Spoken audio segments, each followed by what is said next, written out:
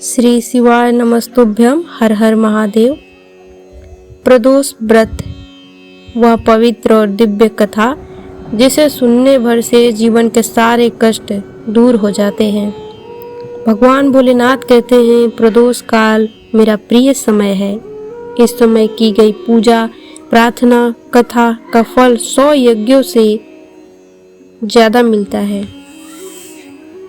आज की वीडियो में आप जानेंगे प्रदोष व्रत क्या है, इसकी पौराणिक कथा क्या है, देवताओं द्वारा किया गया पहला प्रदोष, एक गरीब ब्राह्मण की चमत्कार कथा, एक चोर को मिला जब शिव का वरदान, प्रदोष व्रत की महिमा क्या है, पूजा विधि क्या है और अंत में शक्तिशाली प्रदोष मंत्र। पूरी कथा अवश्य सुनिएगा।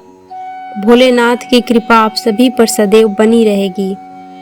त्रयोदशी तिथि के संध्या काल को प्रदोष काल कहते हैं।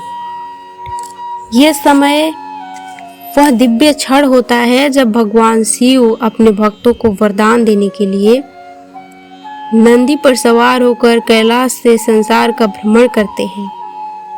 इस समय व्रत रखने और पूजा करने से जीवन की बाधाएं दूर होती है, रोग और कष्ट समाप्त हो जाते हैं, दुर्भाग्य भाग्य हो जाता है और शिव पार्वती की विशेष कृपा प्राप्त होती है। प्रदोष 2 प्रकार के मनाए जाते हैं। पहला शुक्ल पक्ष प्रदोष और दूसरा होता है कृष्ण पक्ष प्रदोष। जो शुक्ल पक्ष का प्रदोष है वो मनोकामना सिद्धि के लिए लाभकारी है। कृष्ण पक्ष का प्रदोष बाधा निवारक और कष्ट निवारक होता है। एक बार देवता और दानवों के बीच भयंकर युद्ध छिड़ गया। देवता हर तरफ से पराजित हो रहे थे, उनकी शक्ति समाप्त हो चुकी थी, स्वर्ग में भय का वातावरण था। देवगुरु बृहस्पति ने देवताओं से कहा, हे देव, जब तक शिव की कृपा नहीं मिलेगी विजय असंभव है। देवताओं ने निर्णय लिया कि मैं भगवान शिव की कठिन तपस्या करेंगे और त्रयोदशी का दिन आया। संध्या का समय हुआ जिसे प्रदोष काल कहते हैं।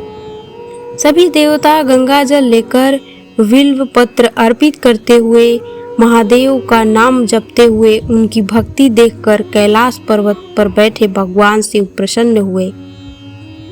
नंदी पर सवार होकर भोलेनाथ प्रदोष काल में प्रकट हुए और बोले, हे देवगण, इस प्रदोष काल में जो भी भक्त मेरे नाम का जप करता है, उपवास करता है और भक्ति से मेरा स्मरण करता है, उसकी सभी मनोकामनाएं मैं पूरी कर देता हूँ। ये सुनकर देवताओं के मन में ऊर्जा भर गई।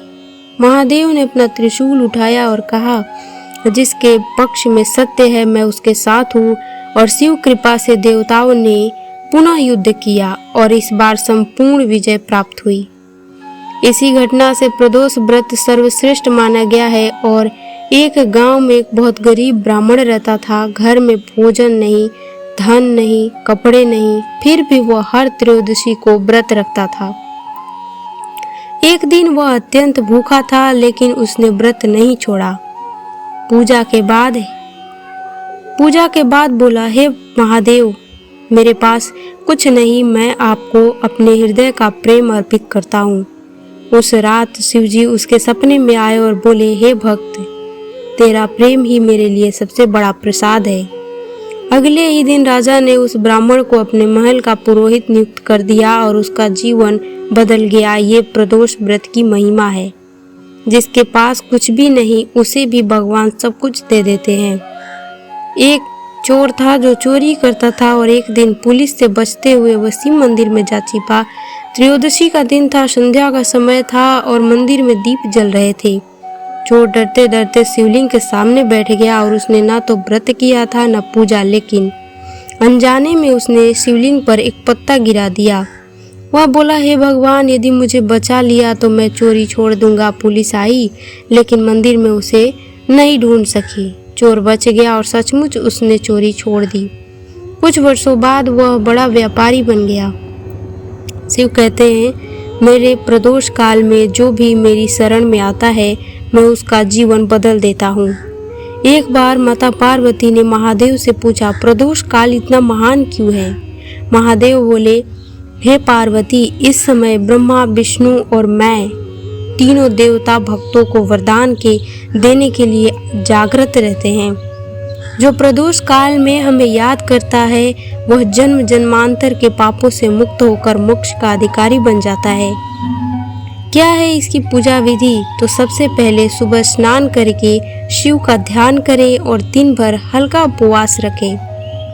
शाम को प्रदोष काल में स्नान करें, दीप जलाएं और शिवलिंग पर अर्पित करें ये चीजें जो है गंगा जल, दूध, दही, शहद, बेलपत्र, धतूरा। ओम नमः शिवाय का 108 बार जाप करते हुए ये चीजें अर्पित करें। प्रदोष व्रत कथा सुने और अंत में आरती अवश्य करें। विवाह में आ रही बाधा दूर हो जाएगी। नौकरी, प्रमोशन, धन लाभ, संतान सुख, शत्रुनाश, रोग और पीड़ा से मुक्ति, घर में शांति, कर्ज से छुटकारा, मनोकामना पूर्ति होगी।